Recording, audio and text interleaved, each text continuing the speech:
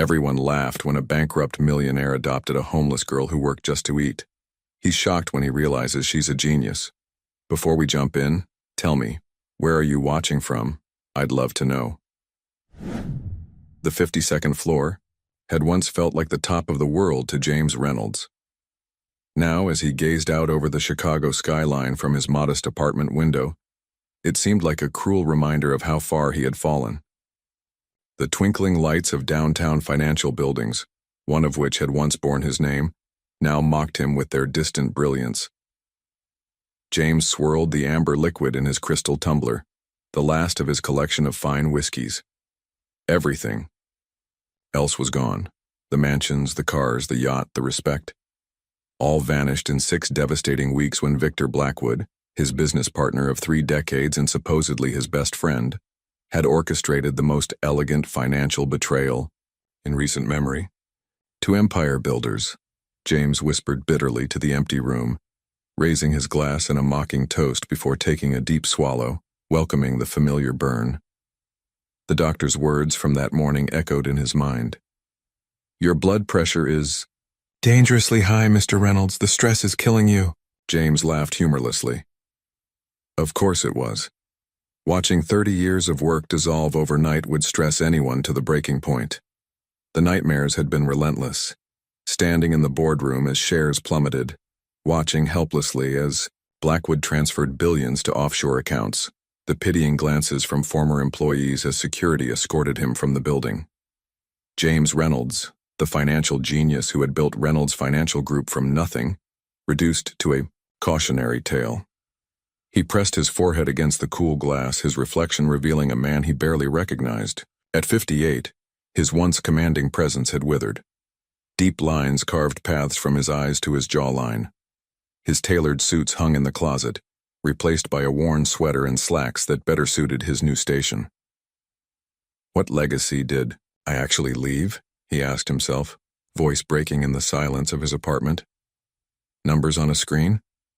Buildings with my name that will be rebranded within a year? What was it all for?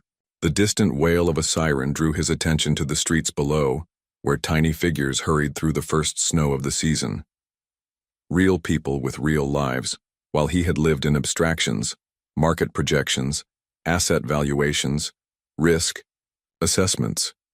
He had been so certain of his impact on the world. James drained the last of his whiskey, set down the empty glass, and made a decision. Tomorrow would be different. Tomorrow he would step outside these walls that had become both refuge and prison. Tomorrow he would remember what it meant to live in the real world again, not in the rarefied air where fortunes were made and lost with keystrokes. Little did James Reynolds know that tomorrow would change everything in ways he could never have calculated. The morning greeted Chicago with a relentless downpour that transformed the city streets into rushing rivers of gray. James pulled his worn coat tighter as he walked without purpose, letting the rain mask the tears he'd denied himself. For weeks, his doctor would be pleased. He was, at least outside. He almost missed her, a small huddled figure beneath the awning of what had once been a bookstore. The child couldn't have been more than 8, sitting cross-legged on a piece of cardboard that did little to protect her from the damp chill. Before her lay an array of delicate paper creations, origami animals crafted with surprising intricacy. James would have continued walking, as did everyone else hurrying past, had the girl not looked up at that precise moment. Their eyes met and he froze. Hers were startlingly alert, possessing a depth that seemed impossible in one so young. Intelligent, wary, and impossibly old. Would you like to buy one, sir? Her voice was clear and steady, no trace of the pleading wine street vendors often affected. They're $1 each, but they'll last forever if you keep them dry. James found himself kneeling to examine her work. Did you make these yourself? Yes, sir. The swan is the hardest, but the fox is my favorite. He picked up a small paper fox, marveling at the precision of its folds. My name is James. What's yours? Sophia, she answered, her small fingers arranging her wares with businesslike efficiency. Where are your parents, Sophia? The girl's hands stilled momentarily. My grandmother is in the hospital. I'm taking care of things until she gets better. James noticed two men across the street watching them with unsettling interest. Something protective stirred within him, an unfamiliar sensation after years of corporate detachment. How much for your entire inventory? He asked suddenly. Sophia's eyes widened in surprise, then narrowed with childlike calculation. $23. I have 23 pieces today. He reached for his wallet, finding two $20 bills. Keep the change. You must be hungry. Would you like something to eat? Her hesitation lasted only seconds before she nodded, gathering her few belongings into a threadbare backpack with practiced movements. They walked to a nearby diner, and James watched in silent concern as Sophia devoured a sandwich as if unsure when she might eat again. While she ate, she absently scribbled on a napkin. Glancing over, James was startled to see not childish doodles but complex mathematical equations, formulations that even with his financial background he could barely comprehend. "What are you working on there?" he asked casually. Sophia quickly covered the napkin with her hand. "Just numbers. They help me think." In that moment, looking at this small girl with extraordinary abilities living on the edge of survival, something shifted in James Reynolds' broken heart. The world had more to offer than his self-pity, and perhaps, just perhaps, he had more to offer the world than he'd believed. As evening approached, James faced a dilemma he never expected. The rain had intensified, and Sophia had nowhere safe to go. "I have an extra room," he found himself saying, surprising himself as much as the girl. "It's just my office, but there's a sofa that converts to a bed." Sophia studied him with those unnervingly perceptive eyes. "Why would you help me? Most people just walk by." A fair question, one James wasn't entirely sure he could answer. "Maybe because I know what it's like when the world walks by." That night, he improvised a bedroom in his home office, clearing financial documents from the pull-out couch. Sophia fell asleep almost instantly, clutching her backpack as if it might disappear. James stood in the doorway, watching the steady rise and fall of her small chest, overwhelmed by the strange turn his life had taken. The next morning, he called Rebecca Harper, a social worker who had frequently criticized his company's cold corporate policies during community board meetings. She arrived skeptical but softened upon meeting Sophia. "You understand this is highly irregular," Rebecca said as they spoke in hushed tones in the kitchen. "I should be placing her in emergency foster care immediately." "She needs stability," James argued. "Her grandmother's in the hospital. This could be temporary." Rebecca's eyebrows rose. James Reynolds arguing for compassion over procedure? I never thought I'd see the day. When she interviewed Sophia alone, the girl was forthright about her situation. Her grandmother had suffered a stroke 3 weeks ago. With no other family, Sophia had been surviving on her own, rather than risk foster care. "She's extraordinary," Rebecca admitted afterward. "But the system has protocols." "The system failed her," James countered. "I'm requesting temporary guardianship while we locate her grandmother and assess the situation." 2 days later, they appeared before family court Judge Michaels, a man James recognized from charity functions in his previous life. The judge's surprise at seeing the former financial titan in his courtroom was evident. "Mr. Reynolds, you're requesting temporary guardianship of a minor with whom you have no prior relationship?" "Yes, Your Honor. And what qualifies you for this responsibility? Your recent circumstances are well documented." James felt Sophia's small hand slip into his. The gesture, so simple and trusting, crystallized something in him. "Your Honor, I would like to amend my petition," he said, his voice stronger than it had been in months. "I'm seeking to adopt Sophia permanently." Gasps echoed through the courtroom. Rebecca's clipboard clattered to the floor. Judge Michaels leaned forward, genuine confusion crossing his features. "Mr. Reynolds, this is highly irregular. What could a man who's lost everything possibly offer this child?" James looked down at Sophia, then back at the judge. "A second chance, Your Honor. For both of us." As they left the courthouse with temporary approval pending home studies and background checks, Sophia looked up at him. "You didn't have to do that." "I know," James replied, suddenly terrified and exhilarated by the path he'd chosen. "But sometimes The decisions we don't plan are the ones that save us. The first weeks of their unlikely arrangement tested both James and Sophia in ways neither had anticipated. For a man accustomed to directing teams of financial analysts and having meals prepared by private chefs, the mundane challenges of parenthood proved humbling. "What exactly constitutes a balanced breakfast?" James muttered one morning, staring helplessly into his nearly empty refrigerator. Sophia silently appeared at his side, gently taking the carton of eggs from his hands. "I can make scrambled eggs," she offered. "Grandma taught me before she got sick." James watched as this tiny girl confidently cracked eggs into a bowl, her movements precise and practiced. His chest tightened with a mixture of admiration and sadness. "You shouldn't have to cook for yourself," he said softly. "That's my job, now." Sophia shrugged. "We all do what we need to do." The wisdom in her words, far beyond her 8 years, struck him deeply. That afternoon he enrolled in a basic cooking class and ordered groceries to be delivered weekly. School presented another challenge. After assessment tests that left administrators wide-eyed, Sophia was placed 2 grades ahead, yet still appeared bored with the curriculum. When the phone rang during James's first attempt at making lasagna, he was greeted by a stern voice. "Mr. Reynolds, this is Mrs. Winters, Sophia's math teacher.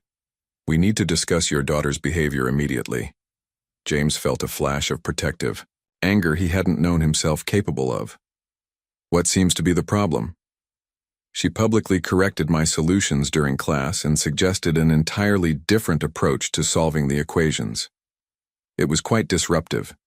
That evening, after a tense parent-teacher conference, James sat with Sophia on the living room floor, surrounded by her math workbooks. "You can't just tell teachers they're wrong, Sophia." She looked down, fingers tracing patterns on the carpet. "But the method she was teaching would take 14 additional steps for complex problems. I showed a way that's more efficient." James examined her workbook, finding her method not just correct but elegant in its simplicity. "You're right," he admitted. "But sometimes, being right isn't enough. We need to find a better way for you to share your ideas." Nights brought their own difficulties. James would wake to heart-wrenching cries echoing through the apartment, finding Sophia tangled in sheets, fighting invisible demons. The first time he froze in the doorway, completely unprepared. By the third night he had learned to sit quietly beside her bed, his presence gradually calming her back to sleep. One morning, while changing the sheets, he discovered small hoards of food hidden beneath her mattress: crackers, cereal bars, apples, carefully wrapped and preserved. "I'm not going to let you go hungry," he promised when he gently confronted her about the hiding places. "There will always be food here." Sophia nodded, but the next week he found new caches in different locations. Trust, he realized, couldn't be built with mere words. The apartment slowly transformed. James cleared investment journals from bookshelves to make room for children's literature and advanced mathematics texts. A corner of the living room became devoted to art supplies for Sophia's origami. The refrigerator door, once pristinely bare, now displayed school papers marked with bright red A's. 6 weeks into their new life, James received another call from school. This time it was the principal. "Mr. Reynolds, we need to discuss Sophia's placement. Our educational psychologist has evaluated her work and, well, frankly, we've never seen someone with her mathematical abilities." That afternoon, surrounded by educators and specialists, James listened as they explained what he had already begun to suspect. "She doesn't just understand mathematics," explained Dr. Harrison, pushing his glasses up his nose. "She sees patterns and connections that most mathematicians spend lifetimes trying to comprehend. She's not being difficult when she corrects her teachers. She simply sees more efficient paths that others miss." On the drive home, Sophia sat quietly in the back seat, her small legs swinging nervously. "Am I in trouble?" she finally asked. James caught her eye in the rearview mirror. "No, Sophia. You're extraordinary. We just need to figure out the right way to nurture that brilliance."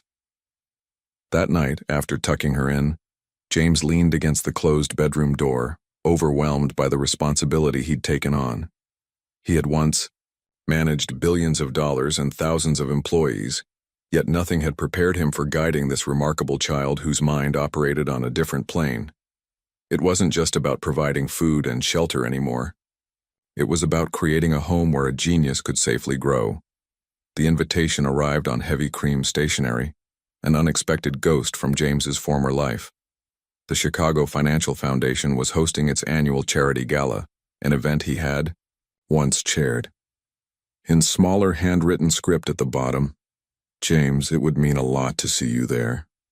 Margaret." Margaret Chen had been one of the few board members who had stood by him, albeit quietly, during his downfall. The gesture touched him more than he expected. "We've been invited to a fancy dinner," he told Sophia over their breakfast of slightly burnt pancakes. She looked up, maple syrup dripping from her fork. "We? I'm not leaving you with a sitter. You're my daughter now." The word still felt new on his tongue, but increasingly right. "Besides, it's time we ventured back into society together." That Saturday, James dusted off his last remaining tailored homme suit while Sophia twirled in a new navy blue dress they'd purchased for the occasion. As their taxi approached the glittering downtown hotel, he felt Sophia's small hand slip into his. "Are you nervous?" she asked, her perception uncanny as always. James managed a small smile. "Terrified." "Me too," she confessed. "But we have each other now." The ballroom fell into a hushed silence when they entered. James Reynolds, once king of this world, now returning as a dethroned monarch with a child from the streets at his side.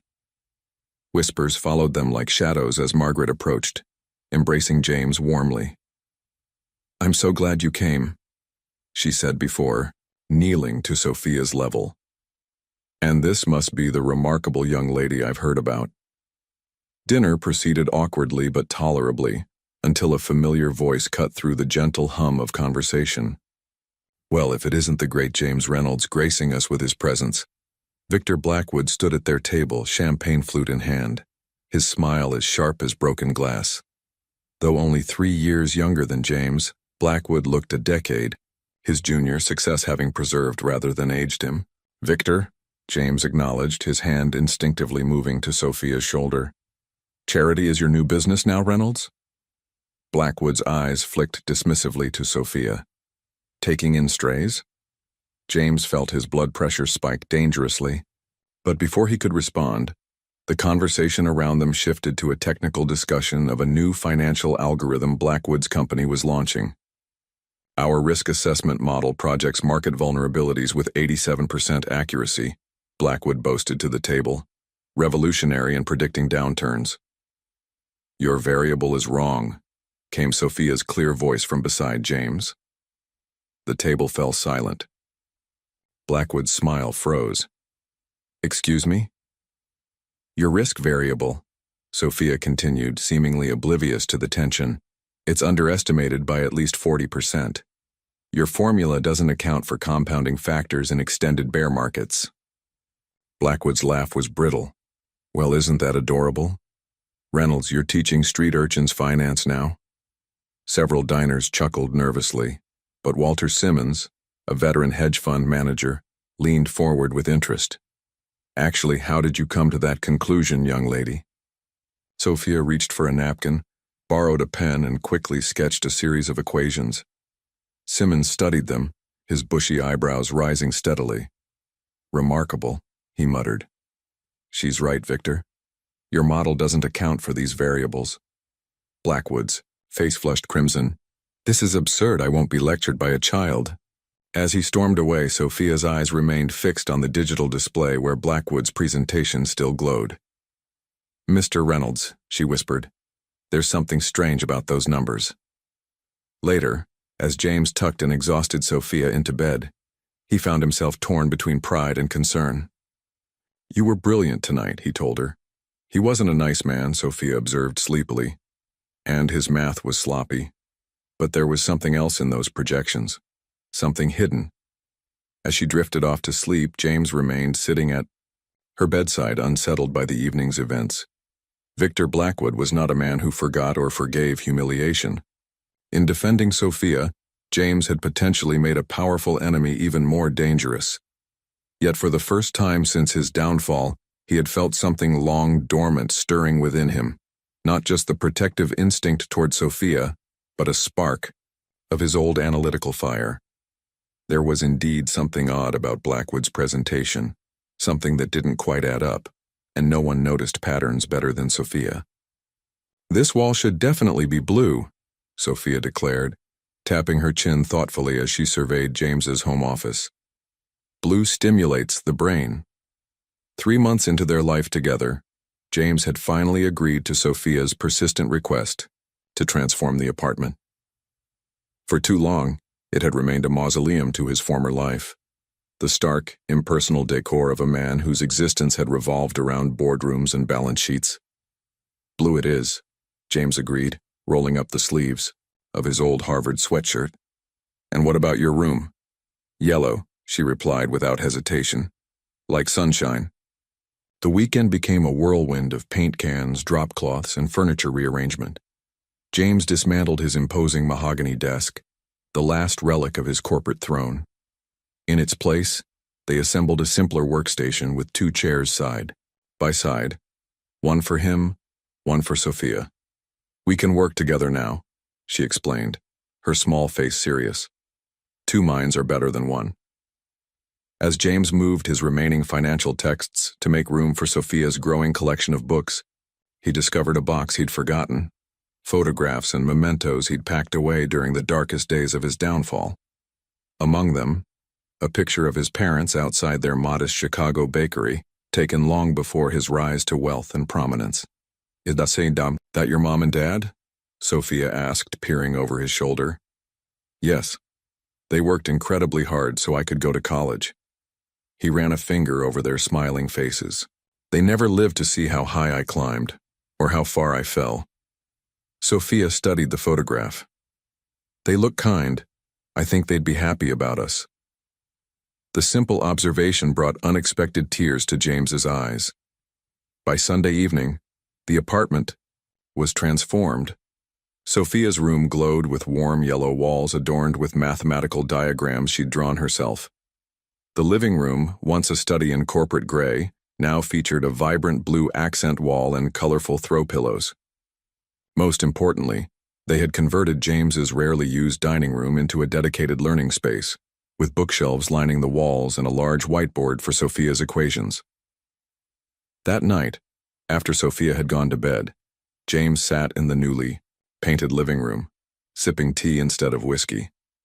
The apartment no longer felt like a reminder of his failure, but a canvas for something new. For the first time in over a year, he felt genuinely at peace. His contemplation was interrupted by a soft noise from Sophia's room. Quietly opening her door, he found her fast asleep amidst a sea of open books, not children's stories, but university-level texts on advanced mathematics, theoretical physics, and computer science. Her small hand still clutched a pencil, and beside her lay pages filled with complex equations, many of them annotated with her own insights. Carefully, so as not to wake her, James gathered the books. One caught his attention, a graduate-level text on algorithmic finance. In the margins, Sophia had rewritten entire theorems, simplifying and improving upon the published work of seasoned mathematicians. James sat on the edge of her bed, watching his extraordinary daughter sleep, her brilliant mind temporarily at rest. The child who had been selling origami on the street just months ago was casually redefining mathematical principles that had earned others Nobel Prizes. As he gently removed the pencil from her grasp and pulled the covers over her shoulders, an idea began to form in James's mind. His financial empire might have crumbled, but perhaps he had been given a second chance at creating something far more valuable, a legacy not of wealth, but of genuine innovation and human potential. He placed a soft kiss on Sophia's forehead. "Sleep well, my little genius," he whispered. "Tomorrow we begin something remarkable." That night, James Reynolds slept soundly for the first time since his downfall, his dreams no longer haunted by what he had lost, but illuminated by what they might build together. The call from Sophia's school came on a Tuesday afternoon. James answered, immediately concerned. Mr. Reynolds, this is Principal Morales. Don't worry. Sophia isn't in trouble, but we need you to come in as soon as possible. An hour later, James sat in a conference room surrounded by educators whose expressions ranged from awestruck to perplexed. In the center of the table lay Sophia's test results and work samples. We've administered every advanced assessment available, Principal Morales explained, sliding a folder toward James. The results are unprecedented. Dr. Garcia, the district's educational psychologist, leaned forward. Mr. Reynolds, your daughter's cognitive abilities, particularly in mathematics and pattern recognition, register literally off our charts. We had to consult with university specialists to fully evaluate her work. James paged through the report, his heart swelling with pride yet constricting with responsibility. Numbers and percentages told the extraordinary story of Sophia's mind. She's not just gifted, Dr. Garcia continued. She's possibly one of the most brilliant mathematical minds of her generation. The way she approaches problems is revolutionary. She doesn't simply solve equations, she reimagines entire systems. Principal, Morales clasped her hands. Mr. Reynolds, we're not equipped to provide the education Sophia needs. We'd like to discuss specialized programs, perhaps university-level coursework. James nodded, overwhelmed. Thank you. I'll need time to consider our options. Returning home, he found Sophia at the kitchen table, homework long finished, now deeply engaged in an advanced calculus textbook. How was your meeting? She asked without looking up. Enlightening, he replied carefully.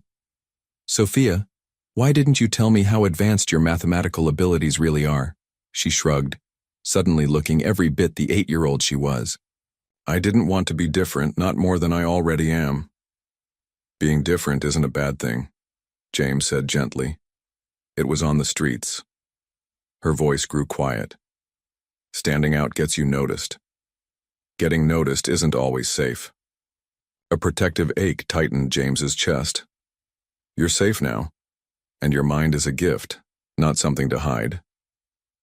After dinner, while Sophia was showering, James's curiosity led him to her room. With newfound understanding, he searched for clues to the full extent of her abilities. Under her bed, he discovered a cache of notebooks filled with equations, algorithms, and theoretical models far beyond anything he'd expected. One notebook particularly caught his attention, dated entries chronicling mathematical patterns Sophia had observed while living on the streets. She had developed complex formulas predicting pedestrian traffic flow at different times of day, weather conditions that optimized sales, and even algorithms calculating the most efficient locations for selling her origami. What had seemed like a child's desperate survival had actually been a genius applying advanced mathematics to the harsh realities of street life. When Sophia emerged in her pajamas, she found James sitting on her bed, notebooks spread around him. You weren't supposed to see those, she whispered, wrapping her arms around herself. Sophia, James said, his voice thick with emotion. These are extraordinary. They're just numbers, she said, eyes downcast. Just ways to make sense of things. James held up a notebook containing pedestrian traffic patterns. This isn't just numbers, this is brilliant applied mathematics. You weren't just surviving by chance. She sat beside him, small fingers tracing the equations she'd created. People are predictable if you watch long enough. I calculated when the most generous people would pass by, which corners had optimal visibility but minimal police presence, which times had the highest foot traffic but lowest vendor competition. You created predictive models that Fortune 500 companies would pay millions for, and you did it to sell paper foxes. A ghost of a smile crossed her face. The fox algorithm was particularly effective. James wrapped an arm around her shoulders.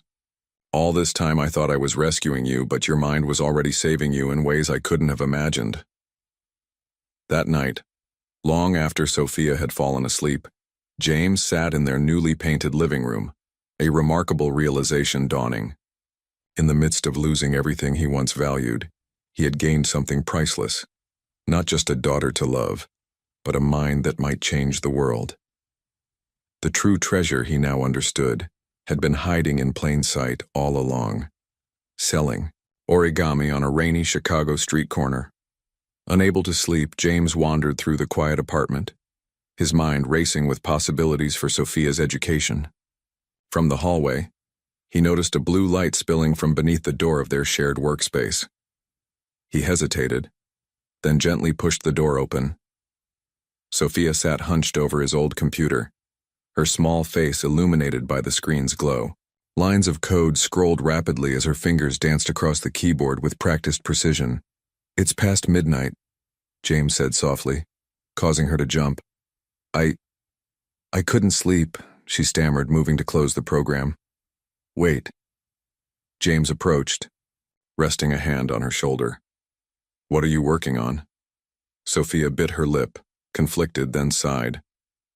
"I've been analyzing something. I wasn't sure if I should tell you." James pulled up a chair beside her. On the screen, complex financial data flowed through what appeared to be a sophisticated analysis program. "Where did you get this data?" he asked, recognizing fragments of trading patterns. "From public records of Reynolds Financial," she explained. "I've been studying the collapse." James felt his chest tighten. "Why?" "Because it didn't make sense."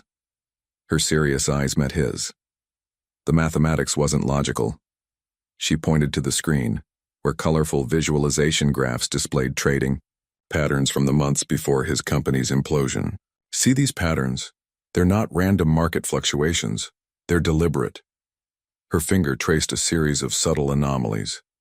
"Someone created an algorithm designed to trigger cascading failures in your company's risk management systems." James leaned closer, his financial expertise awakening after months of dormancy. What initially looked like market chaos now revealed itself as something more sinister. Digital footprints of sabotage. "Blackwood," he whispered. Sophia nodded. "I think so, but that's not all." She clicked to another screen showing encrypted transactions. "I've been developing an algorithm to track hidden money flows. These transactions don't make sense unless..." "Unless what?" "Unless they were never meant to disappear completely." Her voice grew excited. "Mr. Reynolds' dad, I think most of the money isn't gone. It's hidden, waiting." James stared at the screen, decades of financial expertise allowing him to see what Sophia had discovered. His downfall hadn't been a simple embezzlement scheme.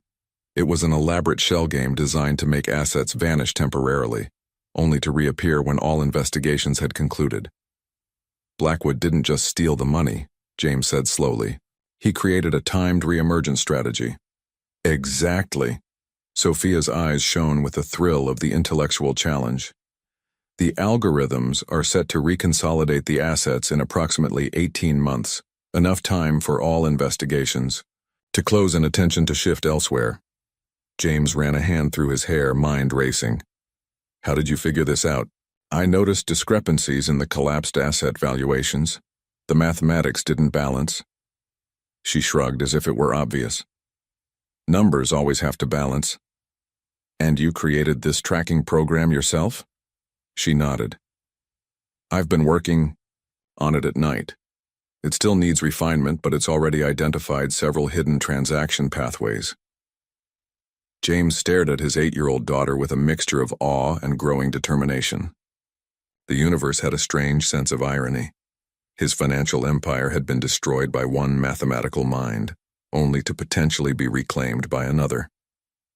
"Sophia," he said carefully, "this is dangerous information. If Blackwood realized what you've discovered..." "I know." Her voice was small but resolute. "But isn't truth important? You taught me that." James looked at the screen again, seeing not just the technical brilliance of Sophia's discovery but its moral significance. This wasn't just about reclaiming wealth. It was about justice for thousands of employees and investors who had lost everything. "We'll need help," he said finally, "and we'll need to be extremely careful." Sophia's face broke into a tentative smile. "So we're going to do something about it?" James nodded, a forgotten fire rekindling in his soul. "Yes, together." As dawn broke over Chicago, father and daughter remained huddled before the computer, their shadows stretched long across the room. Two minds united by mathematics, justice, and the unexpected bond that had transformed them both. A familiar electricity filled the air in the Reynolds apartment. The storage closet, once filled with forgotten financial memorabilia, had been transformed into a makeshift operations center. 3 large whiteboards lined the walls covered with complex diagrams, timelines, and code segments. A secured server hummed in the corner, running Sophia's tracking algorithms day and night. They had given their mission a name: Project Phoenix. Like the mythical bird, they aimed to resurrect justice from the ashes of deception. "We need more processing power," Sophia announced one morning, her hair twisted into messy braids as she studied the latest algorithm outputs. "The pattern recognition module keeps overloading when tracking the offshore transfers." James nodded, making a note. "I'll see what I can arrange. But we also need human insight, someone who understands the technical infrastructure Blackwood uses." That afternoon, while Sophia attended her newly arranged university-level mathematics course, James visited a small technology consulting firm in downtown Chicago. Sarah Lawson had been the lead systems architect at Reynolds Financial before the collapse. Unlike many executives, she had refused Victor Blackwood's generous offer to join his new venture. "James Reynolds," she said, rising from behind her modest desk. "I never expected to see you again." "Hello, Sarah," he replied, noting the wariness in her eyes. "I need your expertise, off the record." Sarah's office blinds were drawn as James carefully explained what Sophia had discovered.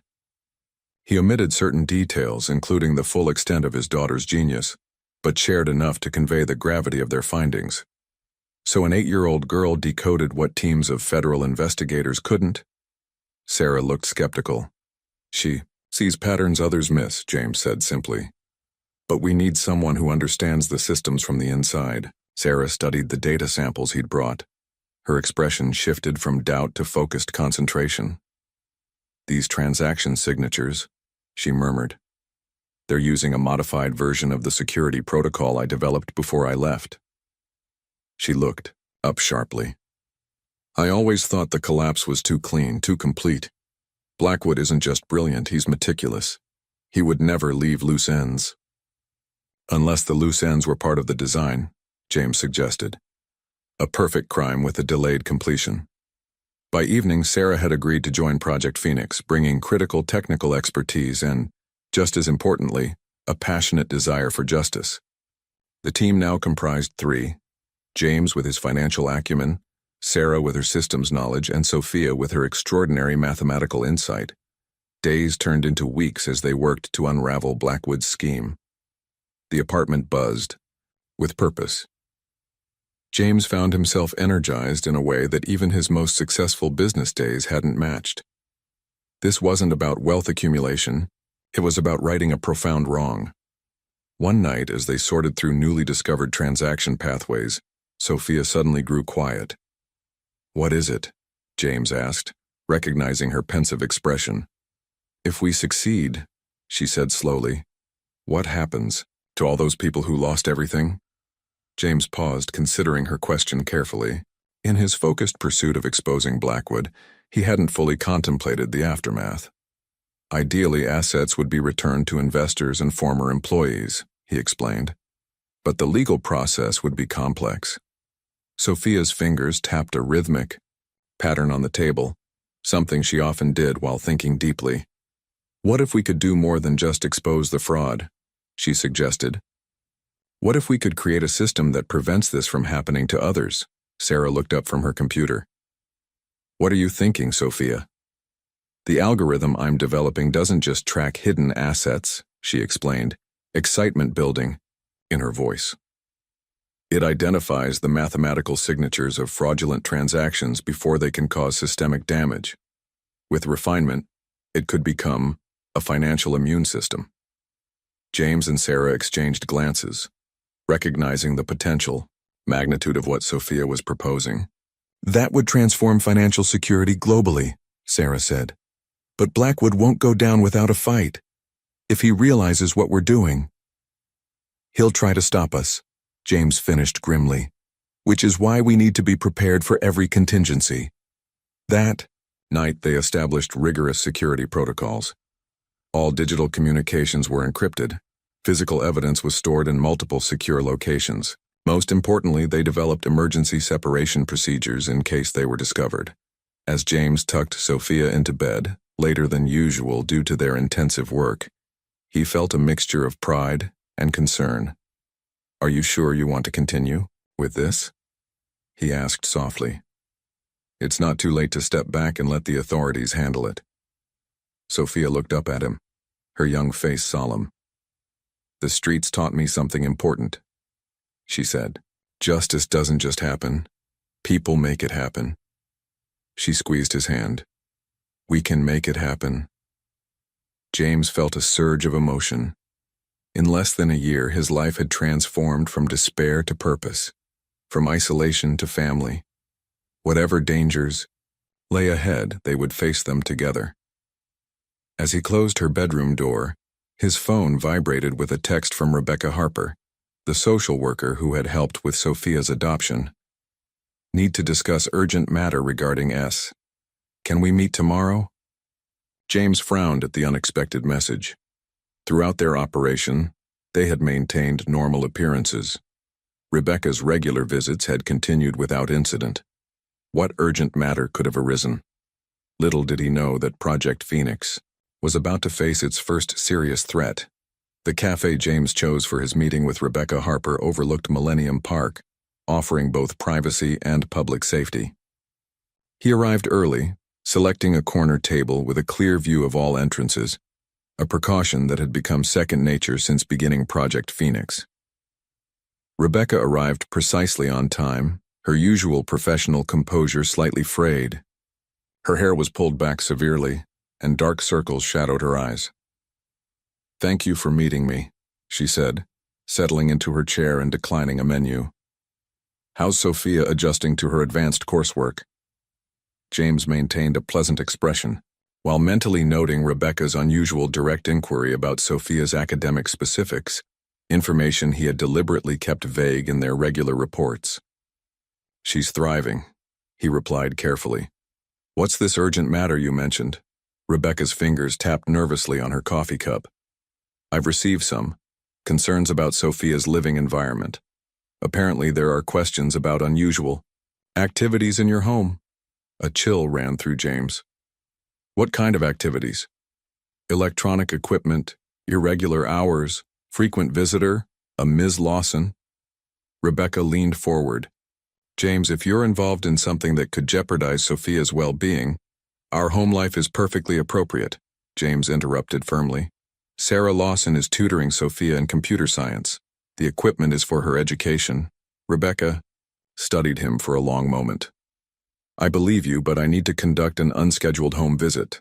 Today, if possible." Something in her tone triggered James's internal alarms, honed through decades of high-stakes negotiations. Rebecca's request wasn't standard protocol, especially for a case that had been proceeding smoothly for months. "Of course," he agreed pleasantly. "But I'll need to clear my afternoon schedule. Would tomorrow morning work instead?" Looking relieved, Rebecca nodded. "First thing tomorrow." As they parted ways, James immediately called Sarah. "We need to secure everything now."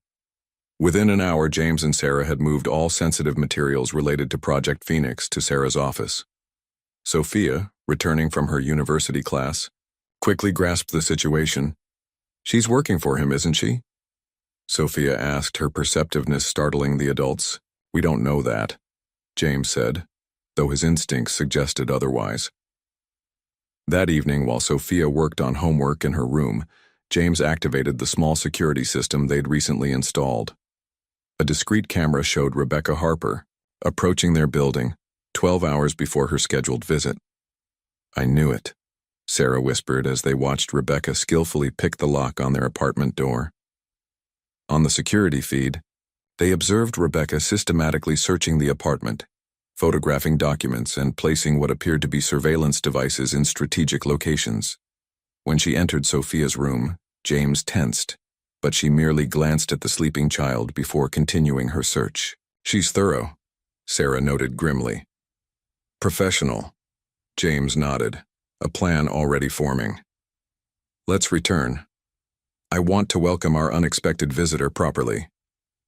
Rebecca's face drained of color when she emerged from the hallway to find James calmly, seated in the living room waiting. Working late, Rebecca? He asked quietly. James, I was concerned after our conversation and decided to save it. His voice remained controlled. The cameras caught everything. Her composure crumbled instantly. He made me do it, she whispered, sinking into a chair. Blackwood has evidence that could destroy my career, documentation errors I made years ago. He threatened to expose me unless I helped him. Helped him do what, exactly? Monitor you, she admitted. At first it was just regular reports, but recently he's become obsessed with Sophia, especially after the charity dinner incident. He keeps asking about her mathematical abilities, her routines, her schoolwork. James felt a cold dread settle in his stomach. And what did you tell him? Only what anyone could observe, Rebecca insisted. But he knows you're working on something.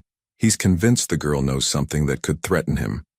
James moved closer, his voice dangerously quiet. And does he understand what happens to people who threaten my daughter? Rebecca looked away. You don't understand. Victor Blackwood isn't just wealthy. He's connected. Powerful people protect him. Her eyes met James's. Do you honestly think he would allow a child from the streets to destroy his empire? From the hallway came a small voice. I'm not just a child from the streets anymore. Sophia stood in her pajamas, her expression far older than her years. I have a family now, and we're going to stop him.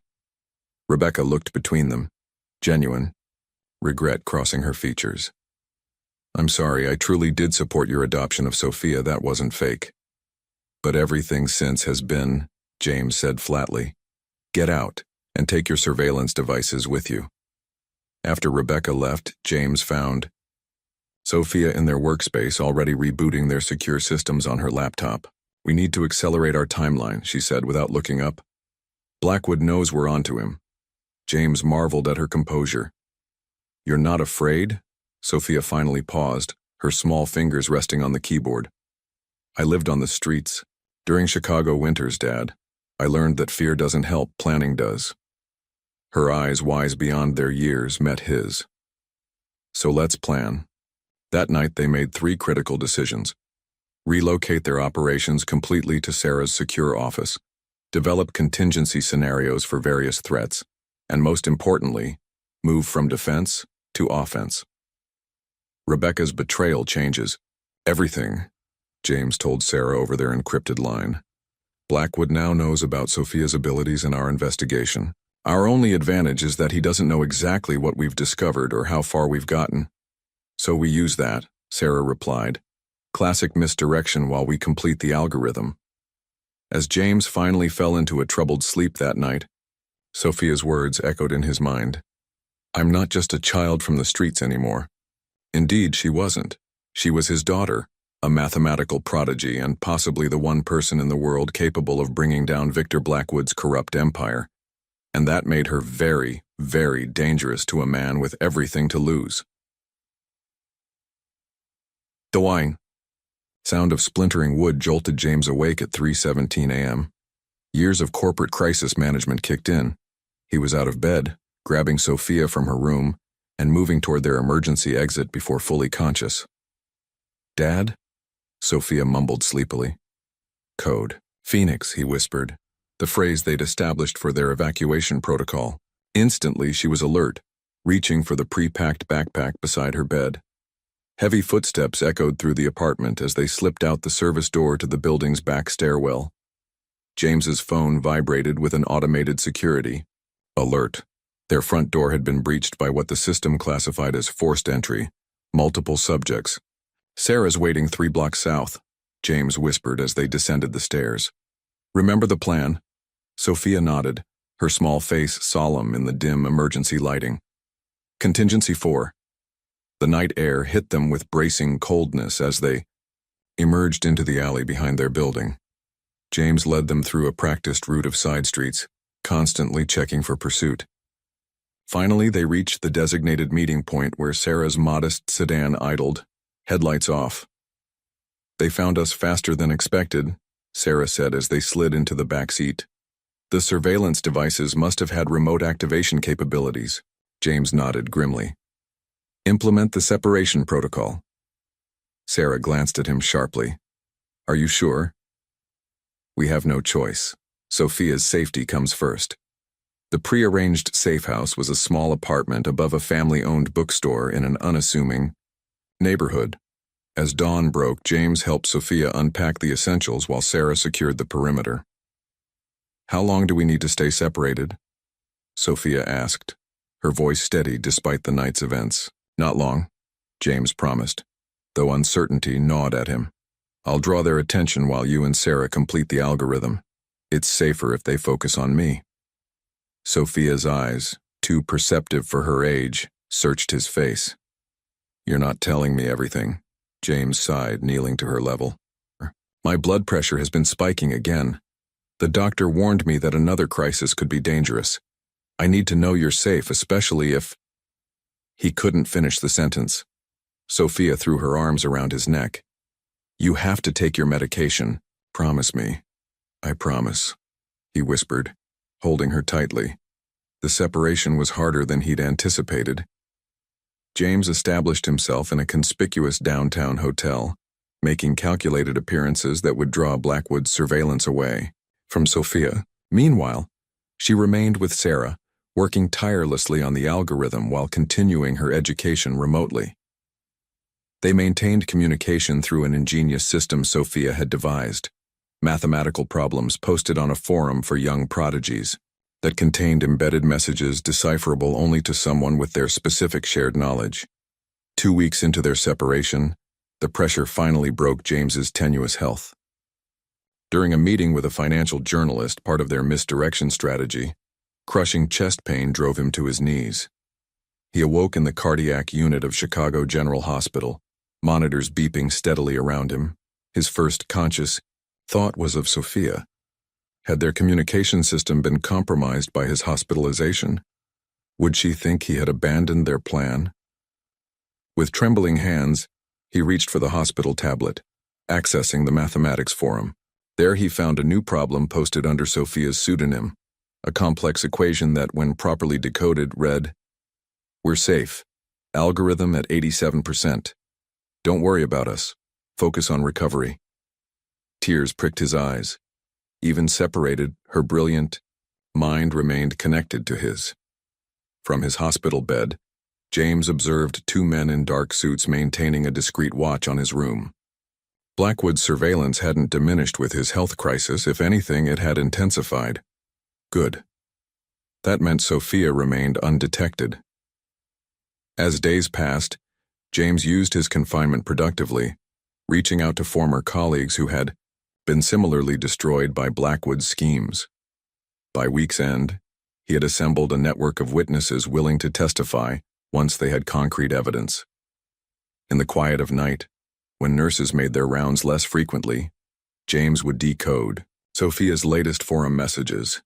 The algorithm was approaching completion. Soon they would have irrefutable evidence of Blackwood's fraud, and the means to prevent similar schemes in the future. "Almost there, Sophia," he whispered to the darkness. "Stay safe just a little longer." Released from the hospital with strict orders to minimize stress, advice his cardiologist delivered with ironic timing, James moved forward with the next phase of their plan. 3 weeks of separation from Sophia had been necessary but painful. Their reunion, carefully orchestrated at Sarah's office after hours, was brief but emotional. "You look terrible," Sophia observed bluntly, her small hands checking his face, as if assessing a mathematical problem. "Hospital food," James replied with a weak smile, though the real culprit was constant anxiety for her safety. Sarah spread documents across her conference table. "Sophia's algorithm is complete. It's not just effective, it's revolutionary." Sophia beamed with quiet pride. "It can trace the hidden assets with 94% accuracy and identify the original fraud patterns retroactively." "Which means we can prove what happened," James said, paging through the technical specifications. But proof isn't enough. We need to force Blackwood's hand. The strategy they devised was audacious. James would return to the financial world publicly, using the cover of a consulting position at a small but respected firm. His presence would make Blackwood nervous. His actions would make him reckless. 2 days later, James entered the Chicago Financial Center for the first time since his downfall. The whispers followed him through the lobby. The ghost of a disgraced titan returned to haunt familiar hallways. He received exactly the reaction they'd anticipated. Within hours, Blackwood's surveillance team doubled. "He's watching," James confirmed that evening during their secure call. "Now let's give him something to see." The annual investment strategies conference provided the perfect stage. As a last-minute substitute speaker, James delivered a presentation on detecting algorithmic market manipulation, without specifically mentioning Blackwood, but with enough thinly veiled examples to send a clear message. Seated in the back of the ballroom, Victor Blackwood observed with an expression of calculated indifference that failed to mask his tension. When the moderator opened the floor for questions, he approached the microphone.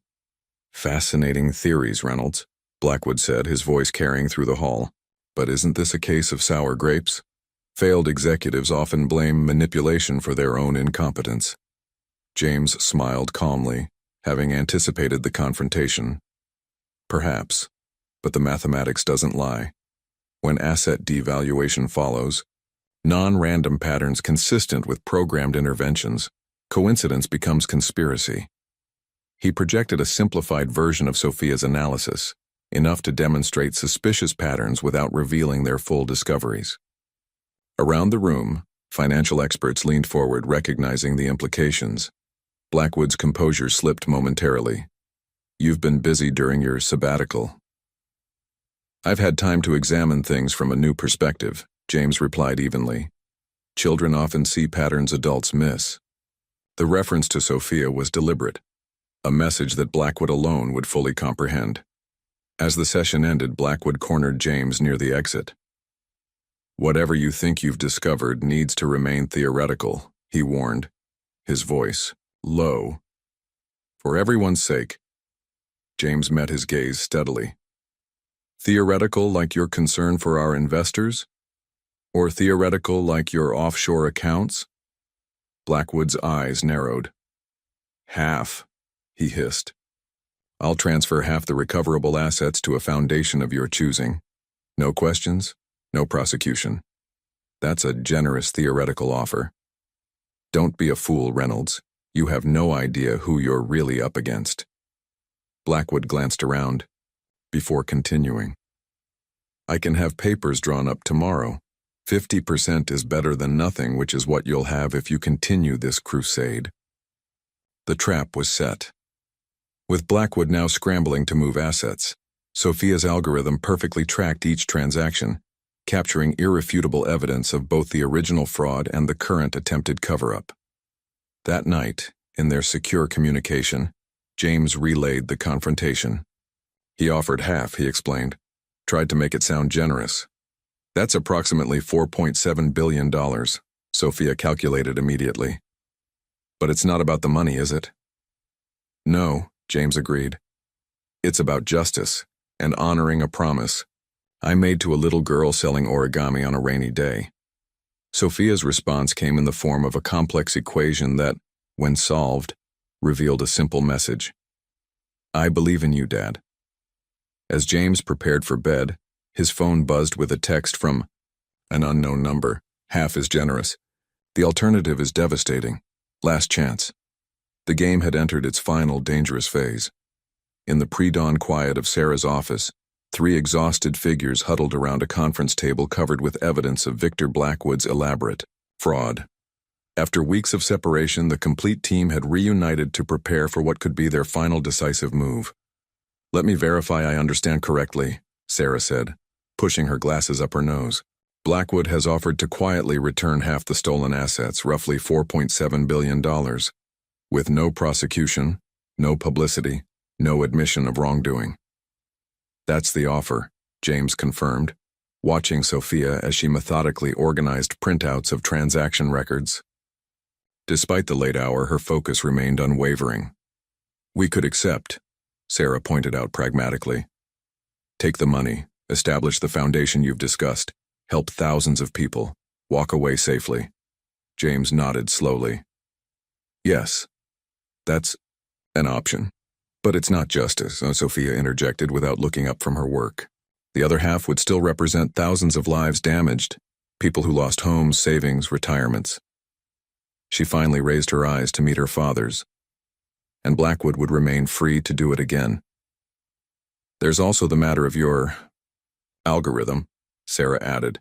"Sophia, what you've created goes far beyond tracking Blackwood's fraud. It could fundamentally transform financial security worldwide." The room fell silent as the weight of their decision settled around them. The offered settlement would solve their immediate problems. James and Sophia could live comfortably, fund educational initiatives, and avoid the dangerous confrontation looming before them. But the alternative, full exposure, carried risks along with its potential rewards.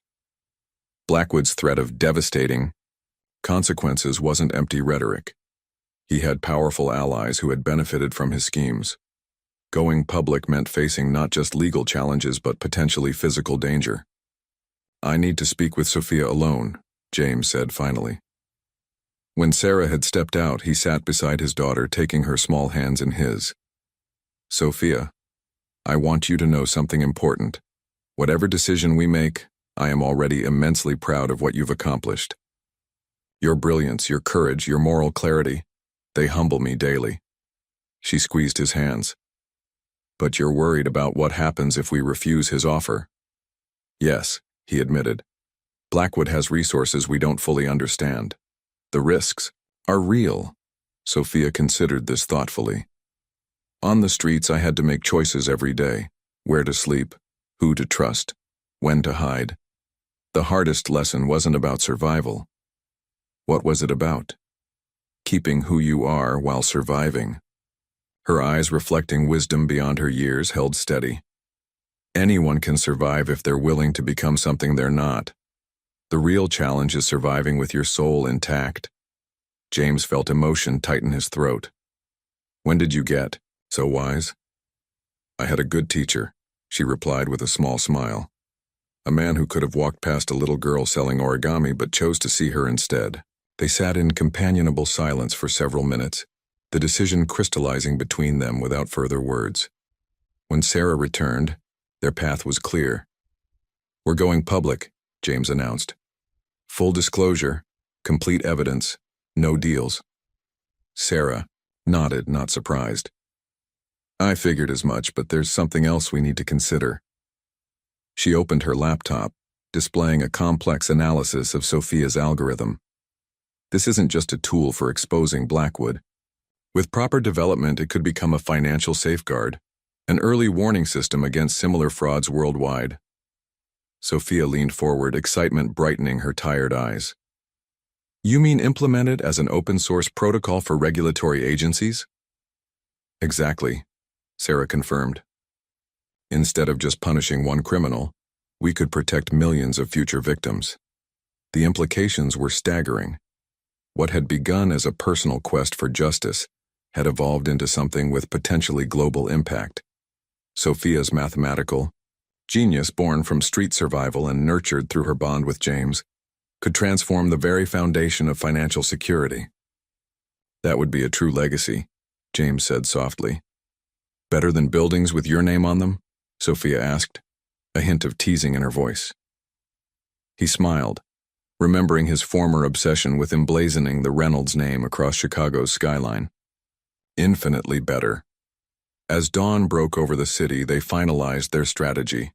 The evidence would be presented simultaneously to federal regulators, key journalists, and international financial oversight committees.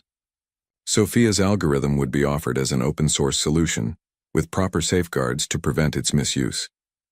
The foundation they had discussed would still be established, but with a different purpose, supporting financial literacy and providing resources for victims of fraud, particularly those without voices in the system. There's no going back once we do this, James cautioned as they prepared to leave. Blackwood will use every resource to discredit us. I know, Sophia replied calmly. But on the streets, I learned another important lesson. She zipped up her backpack full of evidence, her expression resolute. The scariest threats come from people who don't want you to realize your own power. As they walked together into the brightening day, James reflected on the extraordinary journey that had brought them to this moment. A year ago, he had been a broken man, his identity shattered along with his fortune. Now, with less material wealth but infinitely greater purpose, he faced the greatest challenge of his career alongside the greatest gift of his life, a daughter whose brilliant mind was matched only by her courageous heart. Whatever storms awaited them, they would weather them together. The Securities and Exchange Commission's Chicago office was not accustomed to receiving visits from disgraced former CEOs, accompanied by 8-year-old girls. Yet on a crisp Monday morning, that's exactly who arrived at their doorstep. We have an appointment with Director Harmon, James stated calmly to the security guard, who glanced dubiously between James's worn but dignified suit and Sophia's neat school uniform. Reynolds and Reynolds, the guard confirmed, eyebrows raised. Father and daughter, James affirmed, his hand resting protectively on Sophia's shoulder. Director Eleanor Harmon greeted them with professional courtesy masking obvious curiosity. A veteran regulator with 30 years of experience, she had investigated hundreds of financial crimes, including the initial and ultimately inconclusive review of Reynolds' financials collapse. Mr. Reynolds, I must admit your request for this meeting was unusual, she began once they were seated in her office. What we're about to share is equally unusual, James replied, nodding to Sophia, who opened her laptop. For the next 2 hours, they methodically presented their evidence: transaction records, algorithmic analyses, pattern identifications, and comprehensive timelines. Sophia explained the mathematical signatures of fraud with a clarity that left even seasoned financial investigators leaning forward in fascination. This is remarkable, Director Harmon finally said, removing her glasses to rub her eyes.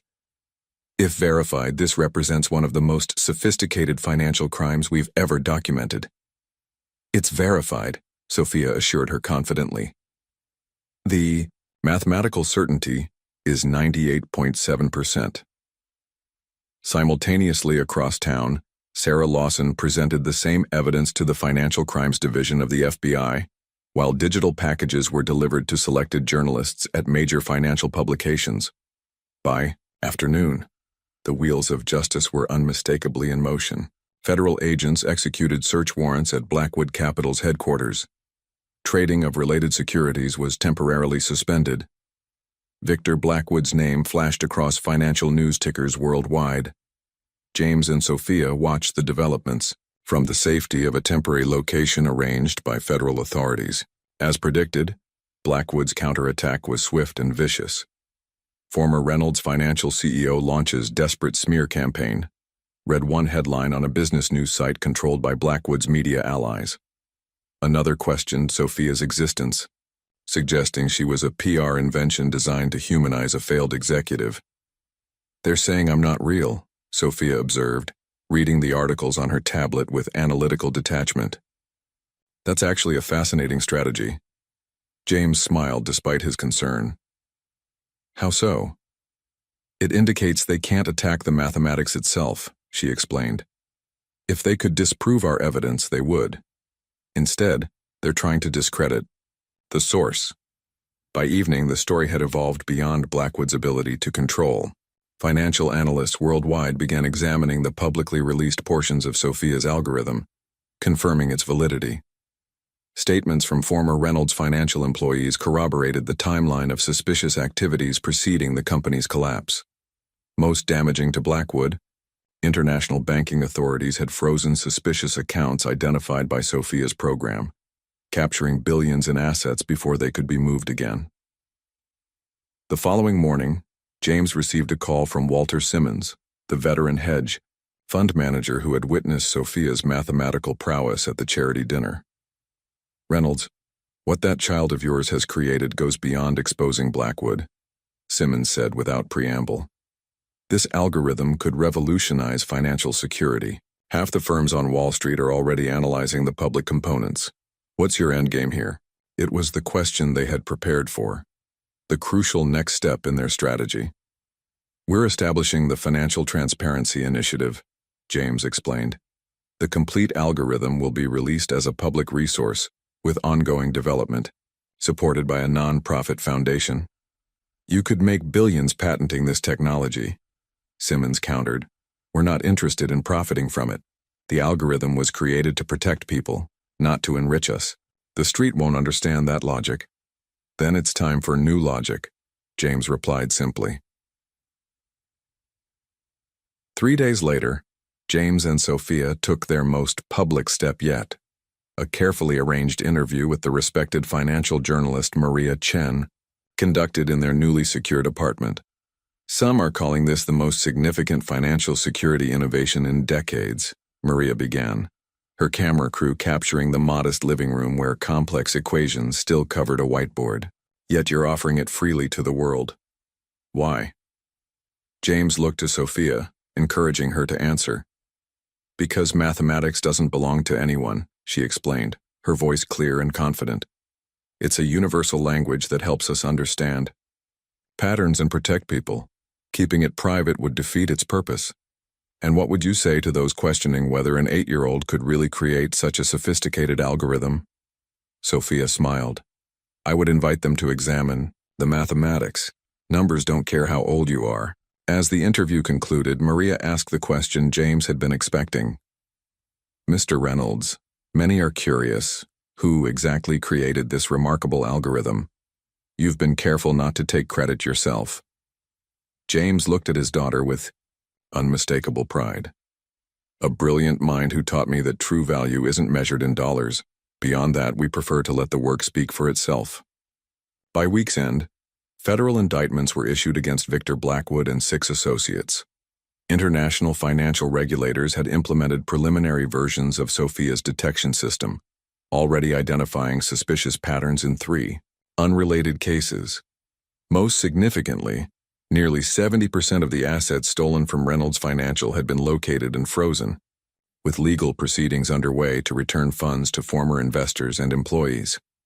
That night, as Sophia completed her advanced mathematics homework at their kitchen table, James received a text message from an anonymous number. This isn't over.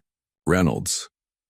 He deleted it without comment, choosing instead to focus on the remarkable child before him and the extraordinary future they were building together.